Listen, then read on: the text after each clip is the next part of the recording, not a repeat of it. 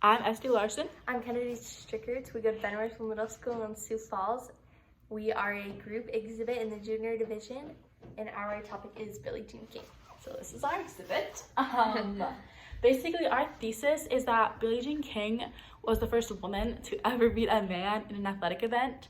Her win really brought women's inequality to attention, and what we took from that is that women and men should always be treated equally, and your gender should never play a role in how you're thought of or how you're treated or anything like that. So Billie's tennis career began when she was like 11. Her parents were able to get her tennis lessons, and she just like was automatically so good at it. Like she was the best at the best.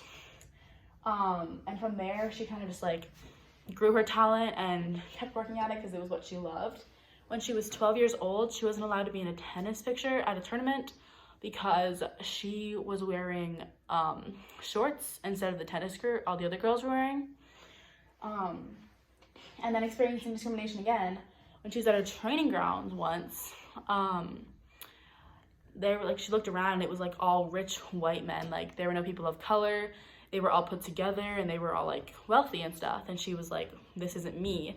And she was like, looked around. She's like, where's everyone else? What is this? She went on to become a really amazing tennis player. She was a Wimbledon champion. She was well known for that. And so going forward, in 1973, a man named Bobby Riggs thought that he could make easy money off of challenging a woman to a tennis match and beating her. And so he asked Billie Jean King, but she declined his offer, not really seeing a point of it. She was fighting for women's rights. She was fighting for equality. She was like, I don't have time for this game.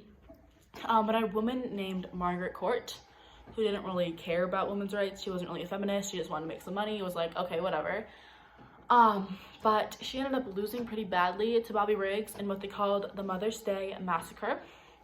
And this is what led Billie to kind of stand up. She was like, this is going to set the women's rights movement back like 50 years. Like, this is not okay. And so when he challenged her again, she accepted.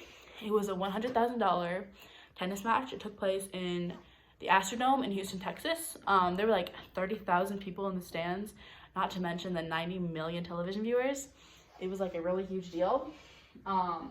She ended up winning the match in the first three sets, 6-4, 6-3, and 6-3. And this was like a revolution for women's rights. It was a huge deal. It was like this woman, like a woman stereotyped to be like non-athletic, beating a man who's like the leader, like the head. She just destroyed him. And then along with like women like not being athletic, a lot of sexist comments like that were made by Riggs, such as girls play a nice game of tennis for girls, and we're going to put those women right back in the house where they belong, like they used to be, around the house.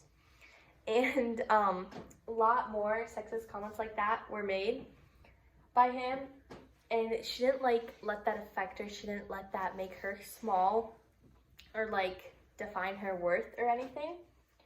And she says men weren't all like that, and that she had a lot of male allies getting her to the match and helping her prepare in the match against Riggs. And then over here are some of her accomplishments from the Women's Sports Foundation. In 2019, she got a library named after her in her hometown in Long Beach, California.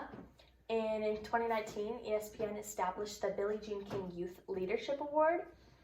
And then in 2009, she was presented the Presidential Medal of Freedom by President Obama. And then she currently serves on the board of the Women's Sports Foundation and the Elton John AIDS Foundation. And then she's named one of the 100 most important Americans of the 20th century by Life magazine 1990. And then she was also at the Super Bowl this year doing the coin toss, so that was like cool to watch and see her thriving.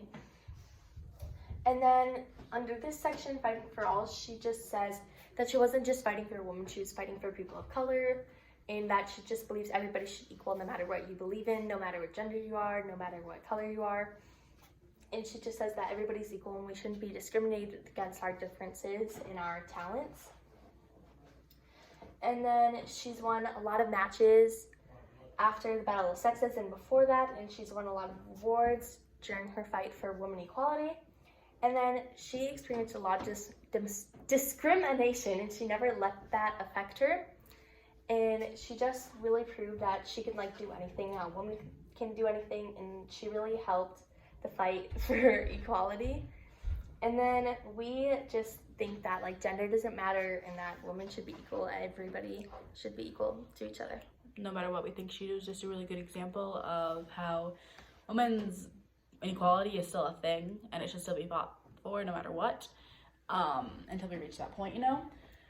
And just to relate to the theme, debate, kind of, because obviously women's rights are very debated throughout history. There's like the Women's Suffrage Act and all that kind of stuff that took place. And then in the Battle of the Sexes, after she beat him, there were some people that were like, oh, well, like, that's not true, like, that didn't happen, like, she There's did. a lot of doubt in her win. Yeah. Just because she was a woman, like, people were just like, there's just no way that a woman could beat the guy. Yeah. An athletic thing. Yeah, people just were like, no.